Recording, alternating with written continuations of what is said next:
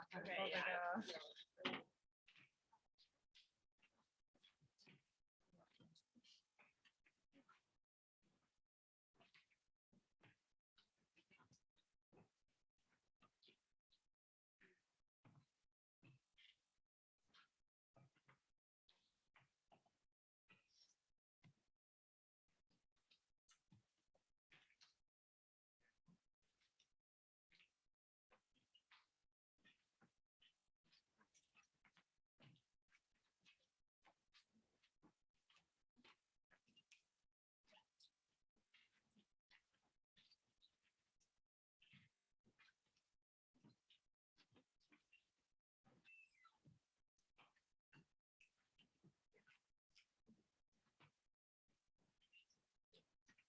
All right, everybody.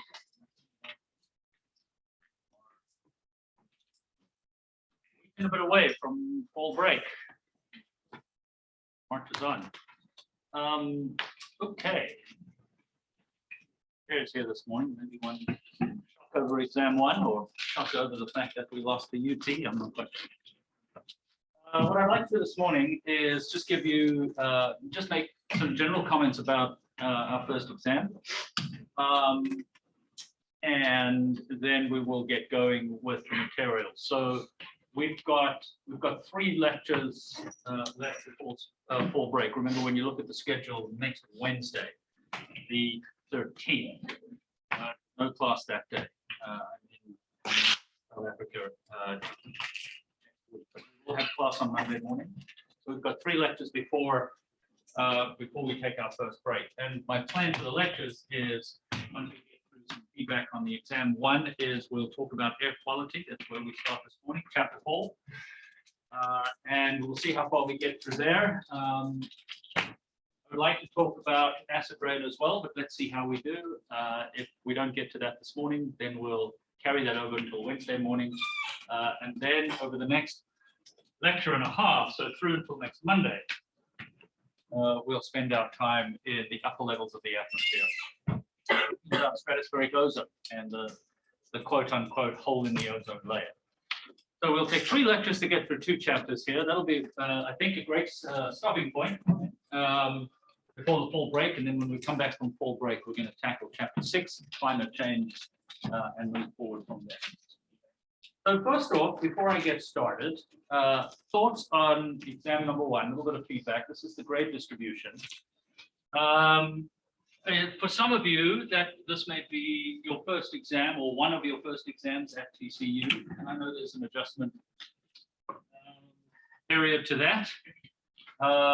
My thoughts when I look at this distribution relative to grade distributions in the past, the average was 78.1 in the end. I added 1 mark or 2 percentage points to everyone's grade, because when I get the results back from the Scantron Center, it breaks it down by question, and there was one question towards the end where about half of you chose one answer and half of you chose the other answer. And I always look at those and think, well, you know, was it clear or was it potentially ambiguous? And there was a bit of a fence sitting on my part, to be honest. I just thought it's fair to bump everybody's grade up to. So what I've put in on D2L is your grade. So 78.1 was the average. Just some comments on the distribution again relative to the previous data that I have for 20 plus years of doing this. More A's than normal, so that's good. 3 perfect scores, right?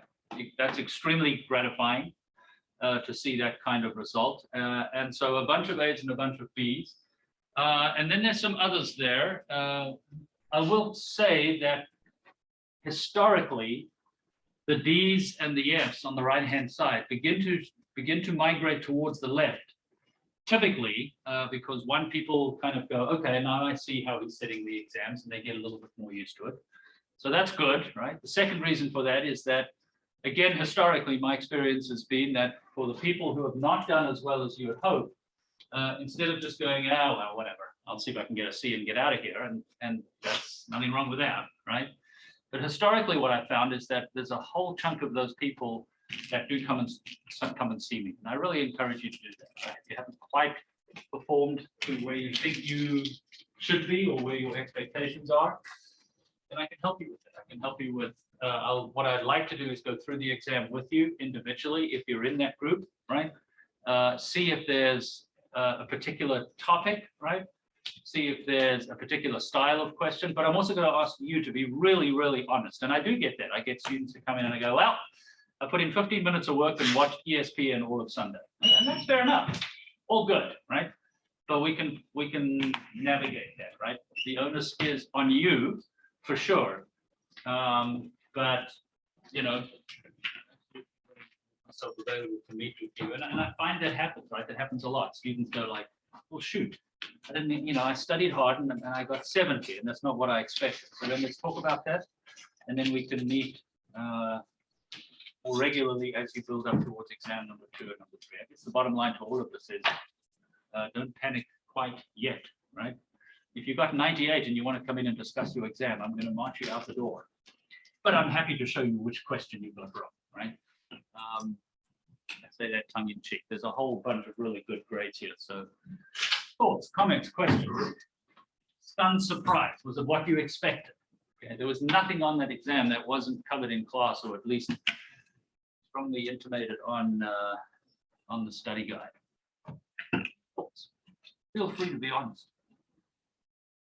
All good. Middling. Okay, cool. All right, so the second and the third exam is going to be more of the same. Yeah.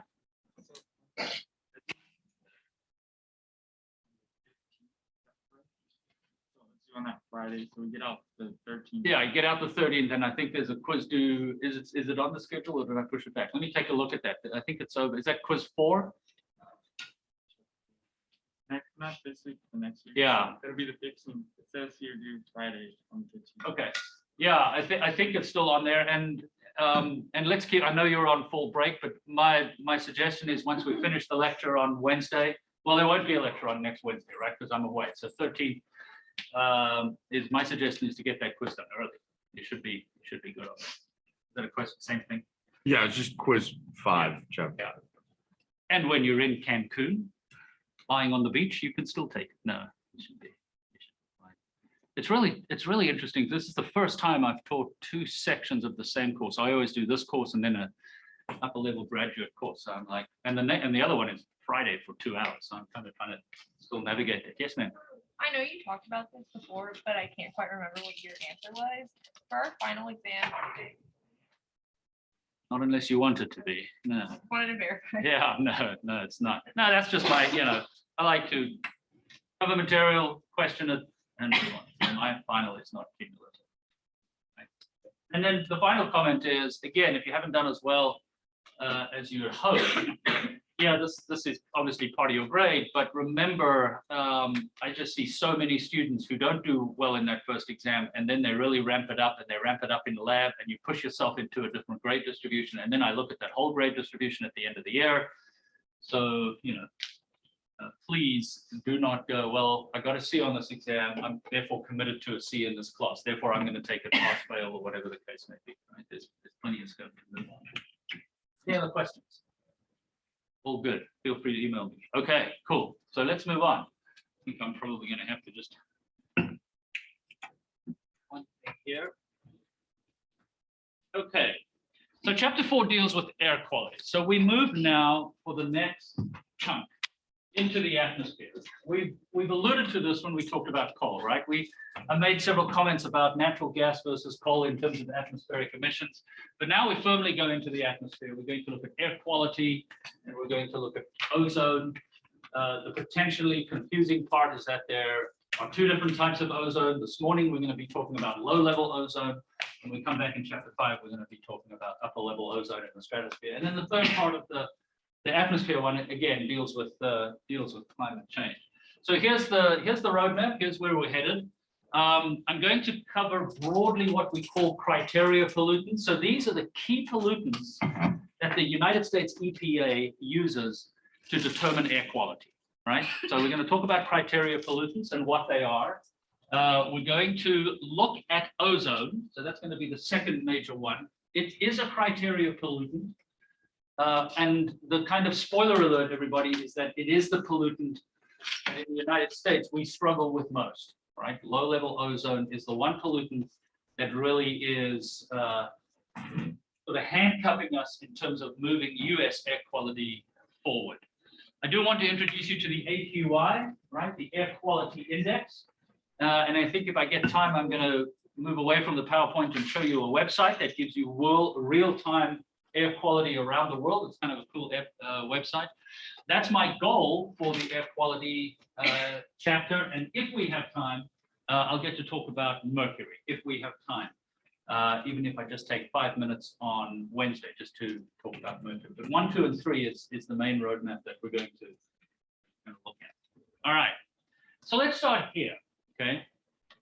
You will see a map like this on exam number 2. Right. So what are we looking at here? This is a map of the United States, and anything in color here is a county. And this is updated as of, I've got to remember, I think this is 30th of September this year, right? So this is updated a month ago. And anything in color is a US county that fails air quality, right? So what does that mean? We describe that as non-attainment. So if your county is in what we call non-attainment, it by definition has air quality that is detrimental to something, whether it's human health or however that's determined, right? And the different colors mean your county fails air quality dependent on whether we're talking about 1 pollutant, 2, 3, 4, 5, or 6. There are 6 criteria pollutants, 6 big pollutants, right? We'll get to them in just a second, okay? That make up what is called the NAAQS. And you can see that little acronym down in the bottom here in the legend, NAAQS, right? NAAQS, everyone, stands for the National Ambient Air Quality Standards, the National Ambient Air Quality Standards. And the EPA, right, comes up with these standards. And if your pollutant exceeds that, then you're in non-attainment. If it doesn't exceed it, then you're okay, you're in attainment, right? So what that means is, looking at green here, any county in green has poor air quality based on 1 of the criteria pollutants. Anything in blue are counties that fail air quality based on 2, all the way up to counties in pink have poor air quality based on all 6 of the national criteria. Okay, so what do you notice here? Somebody start the conversation. What if I was to give you this in an exam and just say, talk to me? What do you see? Yeah. California had kind of a rough time with air quality. That's a nice way to put it. Anybody from California here? I'm sure there are. Yeah. Okay. Whereabouts? Anybody from the Central Valley part, Southern Central Valley? LA? Okay. Yeah. Yeah, tricky, right? So who from California wants to just make a comment on that? What's going on, you eco-greeny Californians? Why is the air so problematic where you are? Do you think? Yeah. It gets really bad when there's fires. Okay, so fires are 1, right? Yeah, so Western wildfires certainly, and you'll see that in just a little bit if I get time to show you the map. What else is going on? Yeah. There's like more people now because growing up for me. Okay, so there's a population footprint here, right? California has a very large population, right? Lots of cars, there's industry. Okay, so yeah, there's a population footprint. But Miami isn't exactly like, a 1 traffic light town, right? When you look at Florida, how many counties in Florida fail air quality based on the national standards? None. It's very common for people to commute to work. Say again? It's very common for people to commute to work. To commute to work? Where? Like a lot of people drive like more from like inland more to like coast cities and stuff like that, or to like Los Angeles and the valley. So commuting and road traffic is big, yeah. But why would a city like Miami, for example, not have an air quality problem, right? And a city like Los Angeles does. Yeah, there's more people and more cars, but it's dramatic. Right? What do you think's going on here? There's something else. So yeah, there's people in industry and cars and commuting and Western wildfires. but there's also something else going on here. Does it have to do with like the amount of like power? No, that's not a bad guess, but it doesn't, right? Florida generates a lot of power. They have some nuclear, they're disbanding coal, they have a lot of natural gas, right? But that's not the deal here. Any chance it's the humidity? It's not, but it is atmospheric, right? So if you have a series of, say, power plants along the east coast of Florida, and you're sitting on the beach and it's spewing out pollution, where do you think that pollution goes? Does it just sit there over Florida or not? Something about the geography, right? Is it like the mountain ranges or something to do with keeping the bad air quality? So absolutely, right? There's a geographic component. So you're sitting in Florida and you're putting out pollution. And generally, when you look at the way in which the atmosphere works, right? The weather systems in the US move from west to east. That's a whole other course, right? But most of that pollution will get blown out into the Atlantic pretty quickly. Okay. Whereas if you're sitting in Los Angeles, what are you surrounded by?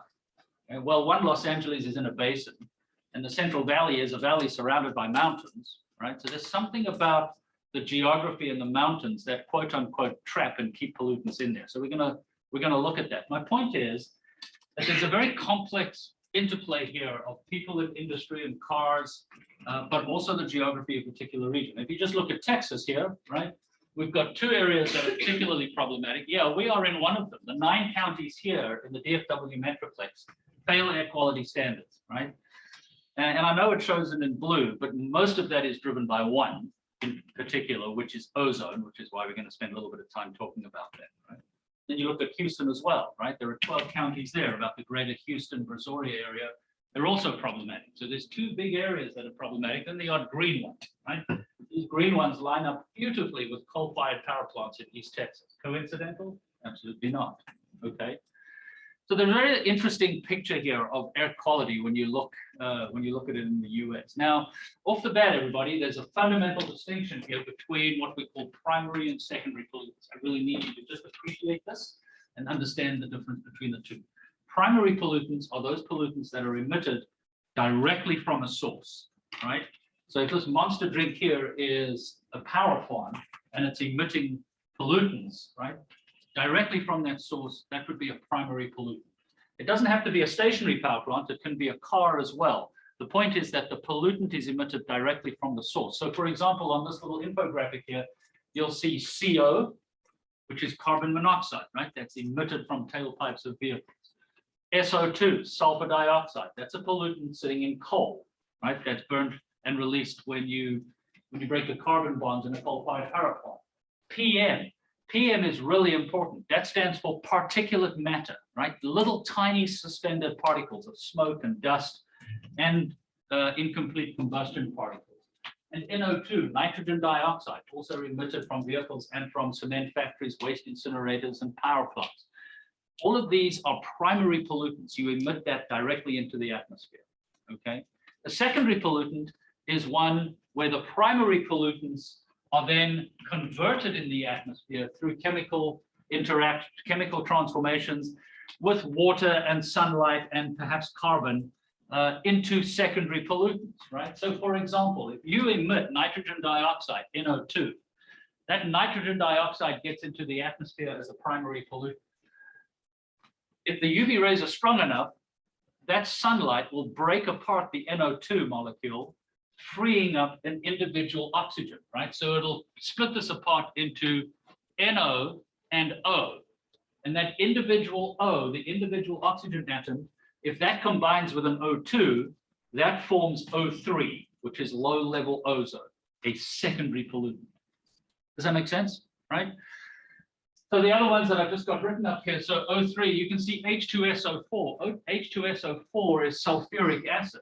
How does that come about? You're emitting the primary pollutant, sulfur dioxide, that interacts with water, right, to produce H2SO4, sulfuric acid. HNO3, that's nitric acid, same deal, right? You emit the nitrogen dioxide as a primary pollutant, it gets chemically converted into a secondary pollutant, and in this example is HNO3. So that's the key distinction, primary, secondary occurs through chemical transformations in the atmosphere. All good. Okay, cool. So these are the six. These are the big six criteria pollutants upon which the EPA determines air quality in the US. So carbon monoxide, CO is one. PB is lead, right?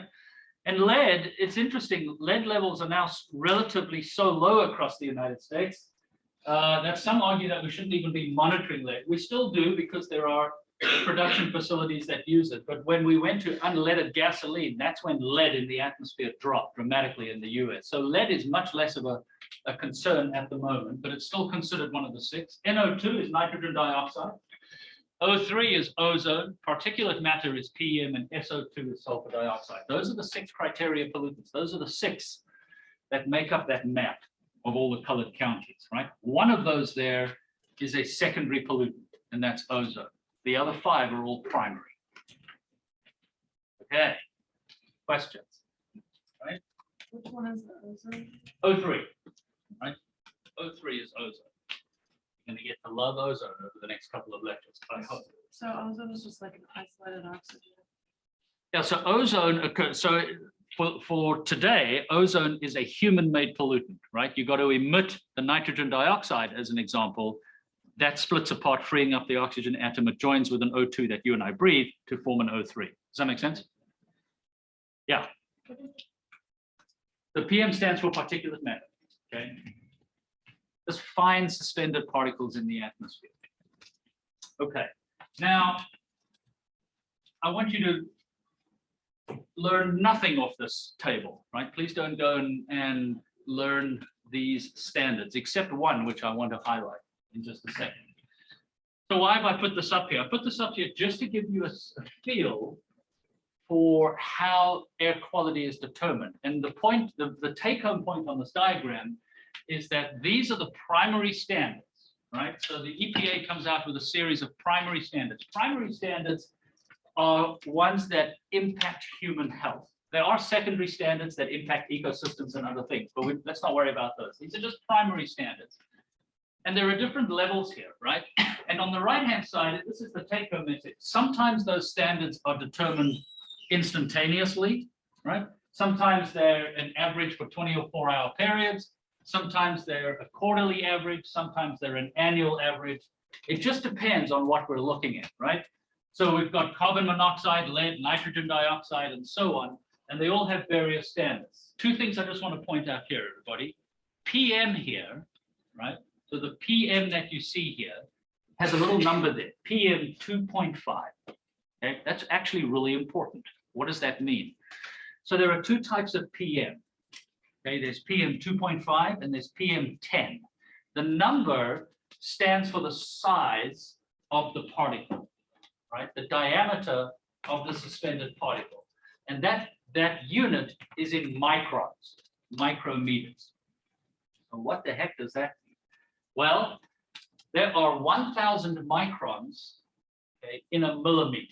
Now, I know you folks are yards and miles and inches and feet people, right? But all of this is done internationally on the metric system.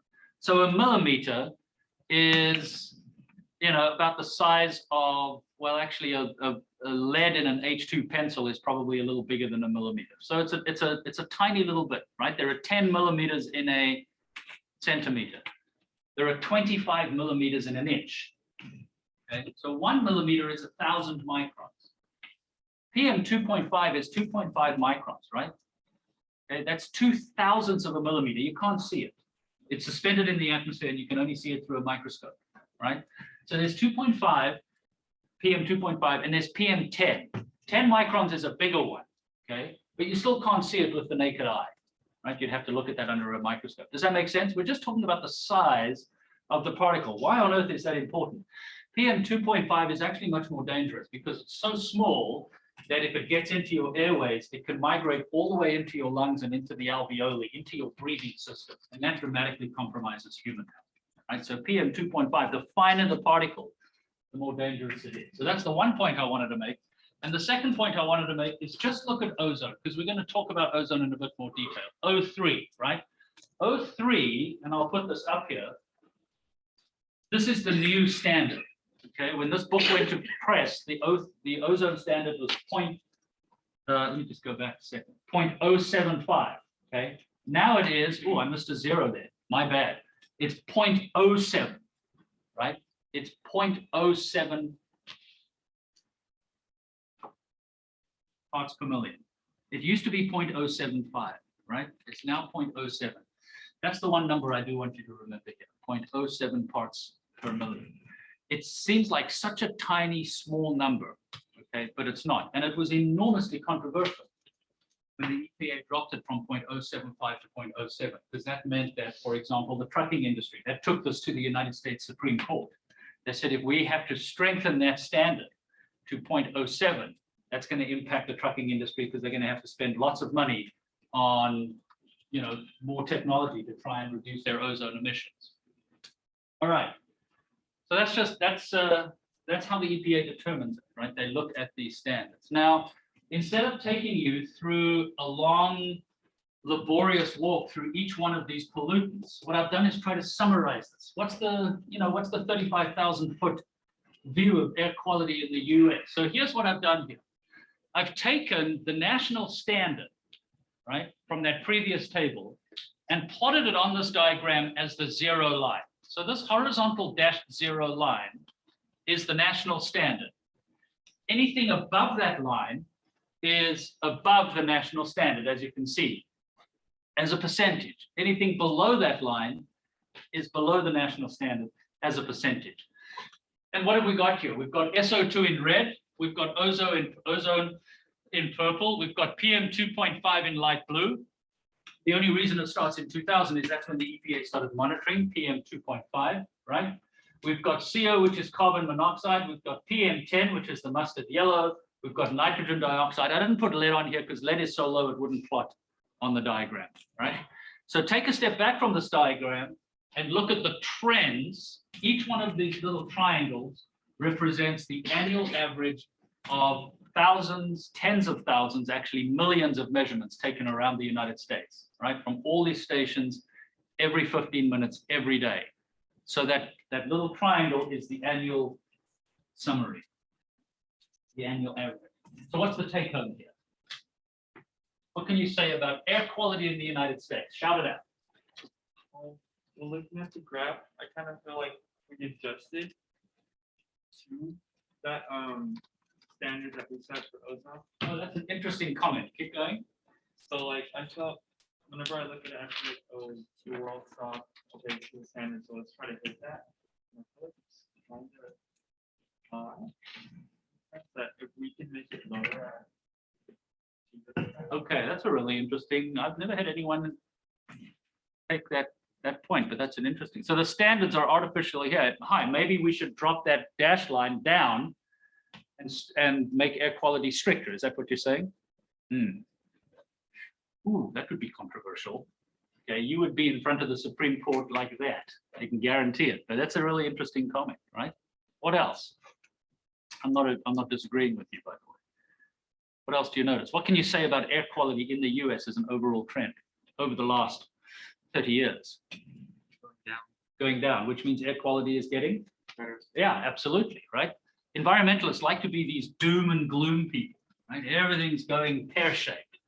We're all going to die. Well, we've got some serious issues to solve. There's no doubt about it. But when we talk about air quality just in the United States in 30 years, okay, there is no doubt that air quality is improving. And in many parts of the world, that is true. In many parts of the world, it isn't. Okay, and I want to talk about that a little bit as well. But air quality in the US is undoubtedly improving, right? I mean, look at sulfur dioxide, right? In 1990, sulfur dioxide was 55, 56% on average above the national standard. Okay, there was no way anyone was going to strengthen that because the national standard was down here and air quality, especially in the industrial Northeast, was really poor, right? Now, sulfur dioxide, we're 70% below the standard. Yeah, maybe we should go in and strengthen it dramatically, right? Everything changing and like we're like have more factories and whatnot. I feel like air pollution would be getting worse. So why is it getting better? Ah, great question. Why is it getting better? Why is it getting better generally? Yeah. Had like a lot of technological improvements So absolutely, efficiency's been one, right? Technological improvements, and part of that's been mandated by the EPA and the government, right? Give me a technological improvement for improving air quality that just jumps right out at you. Electric cars. Well, that would certainly be one, right? Electric cars in terms of emissions. And it'll be interesting to see where that plays out in the next decade, right? How we see electric cars, but what's one technology that we put in place a couple of decades ago more to dramatically improve air quality in vehicles, for example? Well, certainly unleaded gasoline was one of them, but there's something that we put in a car that really improves what's coming out the tailpipe. Ethanol. So ethanol is another one, right? Ethanol improves the clarity of the, Not taxes, all those. yeah, catalytic converters, right? So technology and efficiently, undoubtedly, along with some pretty stringent legislation, okay, modifications to the Clean Air Act. They're continually looking at that. Something called the Clean Mercury Rule.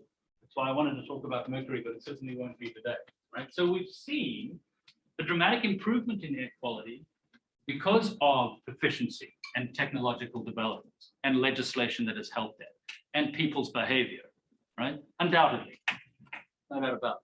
There's a caveat here. There's a but when you look at this diagram. What do you think the but is? Dot, dot, dot. What's the problem here? Of all of that good news, we've got one that is problematic, right? And that's ozone, okay? Look at ozone. Yeah, ozone has come down, but you can see over the last, 10 to 15 years, it's right there at the national standard, okay? Fluctuating slightly above, and that is an average for the entire US. Remember, each of these diamonds is an average for the entire country. What does that mean in reality? It means that many parts of the country are struggling. So here's just a visual of what the good news looks like. This is nitrogen dioxide, okay? It's a primary pollutant. This is a major pollutant in coal-fired power plants. So here's nitrogen dioxide in 2005. I haven't put numbers on this. We've just got low to high. Blue's good, red's bad. Here's 2011, right? So yeah, you can see nitrogen dioxide. You can see the concentration as an urban, right? So we're here around Chicago and we've got industrial Northeast, but it's a very different picture just 6 years later, right? Through improvements to the Clean Air Act and efficiencies in coal-fired power plants. Oh, and by the way, coal-fired power plants being shut down, right? So there is a whole bunch of good news here, but here's the bad news, and this is the challenge. And folks, this is not some kind of academic exercise, because if you're the city manager, if you're the mayor of a county and you fail air quality, there are significant penalties and tax implications coming down from the feds. So Tarrant County is not in attainment, right? We were supposed to be in attainment in 2018, 2019, 21. I think they're going to probably give us a free year, the EPA, in terms of COVID. But by next August, we are mandated to come into attainment. And it's incredibly hard to do that in a place like Tarrant County, because guess which is one of the fastest growing counties in the US, right? Right here. You guys know that. You drive up and down 35 and it's a nightmare, right? All the construction going on, and that all plays into this. So when you look at this, this shows the number of people living in counties with air quality failing, the national air quality standards. So that first map that I showed you of all the counties, if we don't just look at the colors and we now put human bodies there, you can see that 137 million people, that's the bottom diagram, in 2018, and there's no reason to think it's changed very much since then, still live in air quality that is compromised, right? And of that 137 million, the vast majority is due to ozone, low-level ozone. That is the single most problematic pollutant here in the United States. PM 2.5 is next.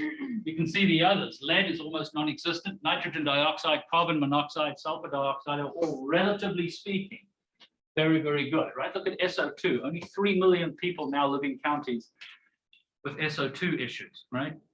30 years ago, that probably would have been 100+ million as we've dramatically reduced sulfur dioxide, right? So our target, our important sweet spots from an air quality perspective here are ozone and PM 2.5, right? So let's spend a little bit of time here, maybe the rest of the time we have this morning, looking at ozone, right? Here's another. This is ozone classification by county. And the scale here is anything, and again, I like this one because there's no numbers here. This is just a color. Sort of the pinks and the dark browns there, severe to extreme. Anything that's colored in the light blues are marginal, but even marginal here still fails standards, right? Still fails those standards. So sorry, California. We're back to you folks, okay? There's some serious air quality issues over there.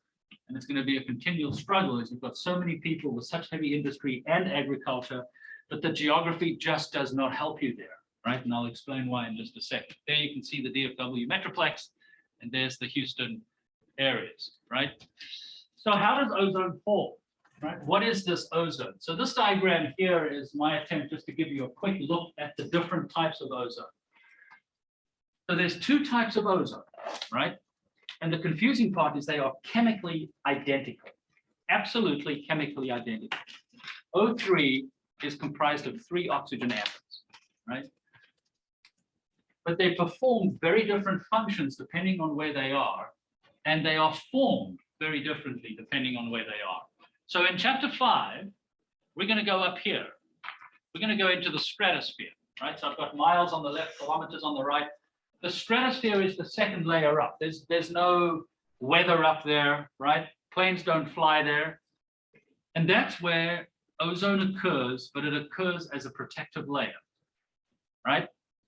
You've probably heard of that. That's the stuff in chapter 5 because that deals with the ozone hole, the hole in the ozone layer. And I love teaching this course in the fall because as you will see, what are we? Fall. Next week would be ideal. Because this week and next week, we will have the lowest ozone levels in the world at this particular moment in time. And we're going to explore why that's the case in the stratosphere, right? So this is a naturally occurring layer that protects us from ultraviolet radiation. In the troposphere lower down, ozone is still O3, but it is a human-made pollutant. Huge difference, okay? It is human-made, and it is a pollutant. Doesn't perform any protective layers whatsoever, right? It is a pollutant in and of itself, and it's a constituent of this kind of orangey, yucky thing we call smog, right? Which you see in urban areas, this kind of soupy mixture of a variety of pollutants. Okay, so please, everybody, don't conflate those two. Yes, it's both O3, chemically identical, but in the stratosphere, it acts as a shield and protects us from ultraviolet radiation. In the troposphere, it's human-made, and it is a pollutant. Questions on that? Does that make sense? That's a really key critical distinction. So everything we've talked about so far in terms of 123 million deals with low-level tropospheric ozone. Yeah.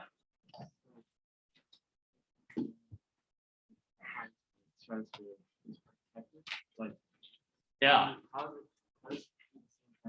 I know, it's crazy, right? How can it, and we'll get to that. Okay, it's like intuitively that doesn't make sense, right? It's chemically identical. It's because of where it occurs. Okay, it's structurally within the atmosphere changes tremendously depending on whether you're near the surface or in the stratosphere, if you're going up in the thermosphere or even further out, right? It's a great question. How can it be a pollutant in one area and a good thing in the other? So we'll get to that, right?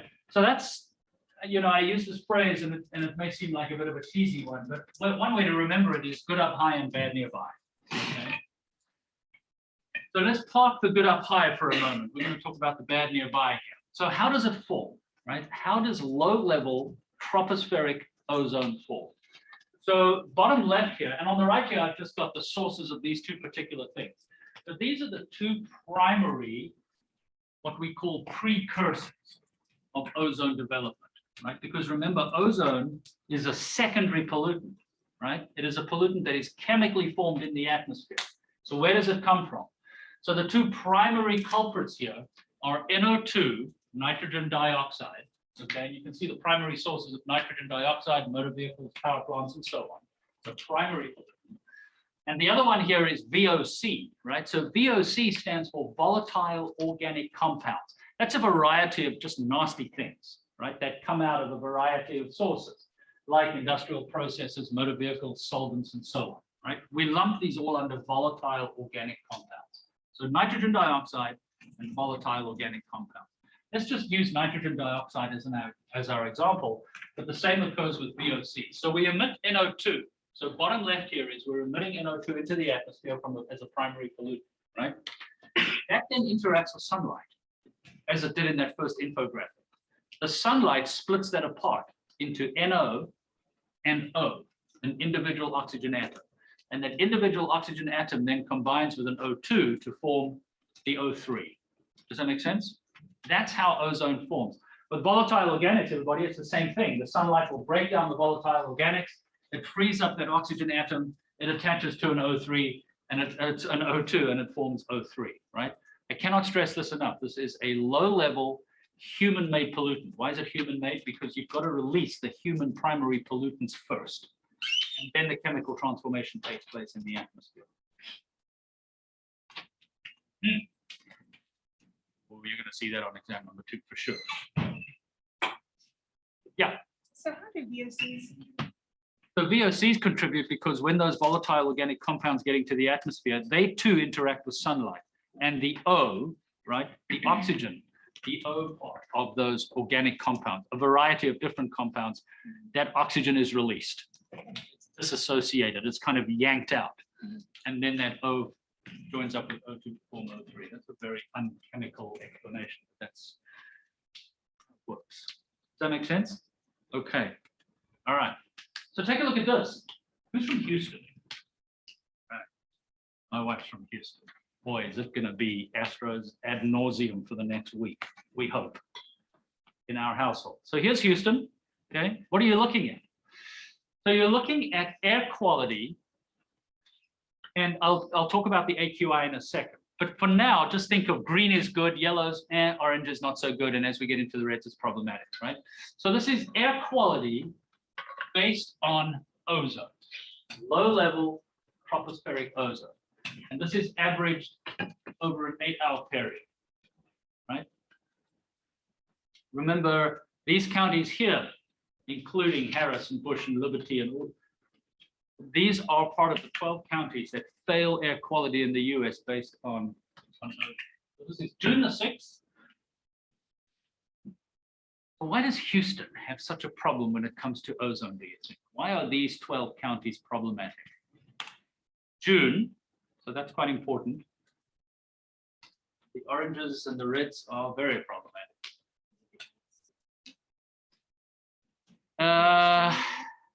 Not humidity, but part of it's atmospheric. Yeah. Oh, could it do with like the chemical plants and the nuclear plants like on the coast? Petrochemical refineries play a huge part here. Nice observation, right? So you go down here, I don't know if any of you have driven here, but if you drive out on I-10 and you go out towards Pasadena, these are where the most sophisticated petrochemical refineries are in the world, right? That's why we've got Keystone pipelines coming down here delivering all this crude, because here's where it's refined, right? So that's where the volatile organic compounds are being emitted in and around the petrochemical refineries. So that's part of it. Nice observation. What else about Houston? So there's a strong industry footprint. Lots of people, Houston drivers. Oh. Well, right? Okay. And June, July, August. What's the temperature like in Houston in June and July? Yeah, it is disgusting. Yeah, right. It's hot. You said humid, right? It's hot and humid. Why does heat matter? Because you've got to have sunlight, right, to break apart the volatile organics and the nitrogen dioxide. Go back a second, right? You've got to have sunlight that's splitting apart the NO2 and breaking down the volatile organics. So when you've got high temperatures and lots of sunlight, and you're emitting those pollutants from things like cars and factories, and oh, by the way, petrochemical refineries, there's the recipe. Does that make sense? Right? So ozone is not always a summertime pollutant, but it's very often referred to as a summertime pollutant because you need that heat and that temperature to break down the organic material or break down the volatile organics and nitrogen dioxide. Right? So we see the same thing here in the Metroplex. The Metroplex has waste incinerators, cement factories are an important part of it, lots of vehicles, summertime heat, and you've got yourself an ozone problem. Okay, let's just go back to California for a second. One of the reasons why California is so problematic, beyond just the fact that there are lots of cars on the road, lots of people, yeah, is this geography, right? And the specifics of the geography. So when you look at California, right, here's the Central Valley. Okay, this is where a huge proportion of our food comes from in the Central Valley of California, fruits and vegetables and a whole bunch of other things. So we've got the Central Valley here, okay, surrounded by mountains. We've got LA down here. LA sits in a basin. You've probably heard of the LA basin. And the bottom photograph is a poor attempt at me. I was at the Griffith Observatory, right, looking out with testing out. I thought I was so cool. This was my first iPhone, and I was testing out the pano feature. And I was like, man, this is awesome. I think it's like an iPhone 4. And there's the Hollywood sign right on the left. And what do you notice here, right? You see that kind of orangey browny haze, and you see that a lot. Why? Because LA sits very frequently under what we call an inversion. Okay, so that's what I want to just talk about at the end here this morning. The importance of the atmosphere in determining air quality. So what's an inversion, right? An inversion is when you get a warm layer of air occurring at some higher elevation. Okay. Now, normally, if you went outside under normal circumstances and you had a weather balloon and you released it, what do you think temperature would do with height as you released your weather balloon and that balloon went up with height? Temperature would do what? It would go down, right? Temperature decreases with height. Folks, you know that if you hop into an aircraft, okay, you take off from DFW at maybe 85 Fahrenheit outside, you get to 35,000 feet, the temperature is minus 50. Temperature goes down with height. But in certain circumstances, temperature will increase with height, and we call that an inversion, okay? And that happens in a basin where cold air sinks in a basin. And if that basin, which by definition would be surrounded by mountains, okay? Someone mentioned this earlier, I think, or alluded to the fact. Yeah, I think, sorry, I didn't get your name, this gentleman in the sort of reddish. Hayden. Hayden, you kind of alluded to that early on, right? In terms of things getting trapped in the mountains and the geography. That's exactly what happens in the LA basin. It happens in the Madrid basin. It happens in the Red Basin in China. But it also happens in valleys where you're surrounded by mountains. So that's this little top cartoon that I've tried to draw here, okay? In the day, if you've got heating, okay, and you're releasing pollution in a valley, very frequently that pollution can escape as that hot air comes out of the smokestack. What happens at night? What does cold air do at night? It doesn't rise, it sinks, yeah, okay? So I don't know if you've ever experienced that, if you've driven down through a valley at night, you'll find that it's colder in valley bottoms, right? So that's exactly what happens in the Central Valley of California here. Lots of cold air draining off down those mountains, okay, the San Bernardino Mountains and all of the mountains that surround there. So you get this cooler air collecting in the bottom at night, leaving warmer air above. And all that simply means is that the pollution cannot really escape. Kind of like putting a lid, okay? The only way you can clean the air out is to bring some kind of storm system through and get it out, right? Does that make sense? Okay. So let me just hang in there a second. We've got 3 minutes. I'll come back and explain the AQI in just a second, but let me go to this because this is kind of a cool map. Okay, so I'm jumping the gun here because I haven't really explained what the AQI is yet. But the kind of take home before we get into the details of the AQI is that instead of giving you, like for ozone, instead of going on to TV or a billboard on the side of the road and saying, hey folks, the ozone levels outside today are 0.03178 parts per million. Please be careful. Most people would go, huh? What does that mean?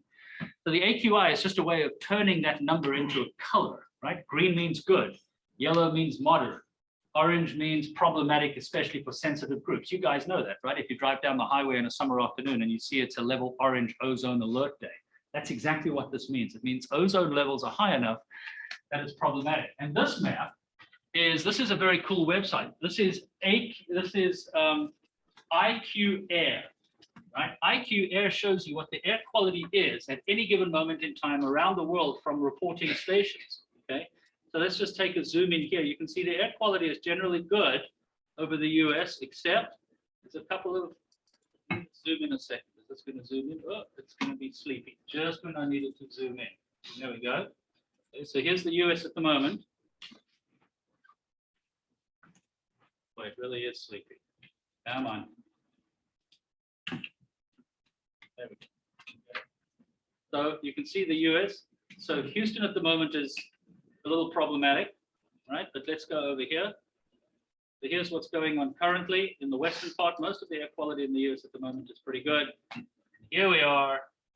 I'm not picking on you, California, but it is what it is. So here's currently California, right? So LA down here, Santa Barbara down here, San Francisco just up here. Here's part of the Central Valley. You can see that air quality right now in the Central Valley is enormously compromised, right? Some of that is due to fires that you mentioned earlier, but look at these numbers here, right? These numbers, anything in red, anything in purple is seriously unhealthy air, right? It's a very cool website because you can click on a particular location and it'll tell you exactly what's going on at any given moment in time and the details of that particular location, right? So that's just to show you that that region, the Central Valley region of California, is where air is most significantly compromised here in the United States. When we come back on Wednesday morning, everybody, we're going to finish out the AQI. I want to talk about acid rain. And then I do want to take a step back and for 10 minutes talk about air quality globally, because in a global sense, it's less about ozone and more about particulate matter. So we'll talk about that on Wednesday.